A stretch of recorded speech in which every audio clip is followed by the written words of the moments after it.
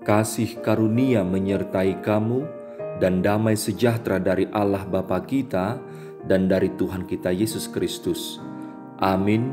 Saudara yang dikasihi Tuhan, marilah kita sejenak mendengarkan firman Tuhan. Ketika Yesus mendarat, ia melihat orang banyak yang besar jumlahnya.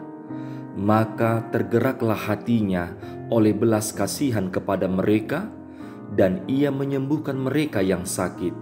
Matius 14 ayat 14. Kita tidak dapat memungkiri bahwa di sekitar kita tidak sedikit orang yang hidup dalam kelemahan.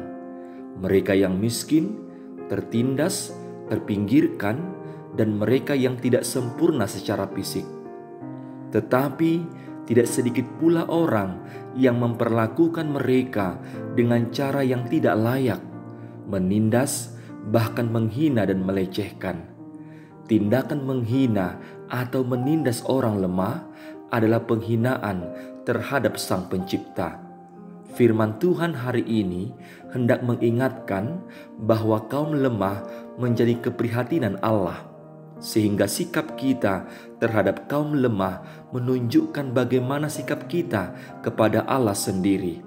Oleh karena itu, Tuhan menghendaki kita menaruh belas kasihan kepada mereka agar bumi senantiasa penuh dengan kebaikan dan kemuliaan Tuhan. Menaruh belas kasihan adalah tindakan yang menyelamatkan. Demikianlah yang dilakukan oleh Yesus ketika ia sedang menyingkir dan mengasingkan diri setelah mendengar berita kematian Yohanes Pembaptis yang telah dipancung oleh Raja Herodes Antipas. Tindakan Yesus yang menyingkir dan mengasingkan diri ke tempat yang sunyi hendak mengungkapkan duka citanya yang mendalam atas kematian Yohanes Pembaptis. Akan tetapi, di tengah kedukaan yang dialami oleh Yesus, tergerak hatinya oleh belas kasihan saat melihat orang banyak yang tampak terlantar dan sakit. Saudara yang dikasihi Tuhan, tindakan belas kasihan selalu memancarkan berita dan pesan yang baik bagi dunia ini. Belas kasihan adalah kasih dalam bentuk tindakan. Banyak orang di sekitar yang membutuhkan belas kasih dari kita.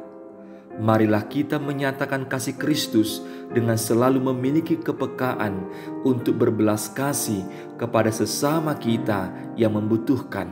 Hiduplah adil, jauhkan diri dari kejahatan, dan selalu peduli kepada sesama.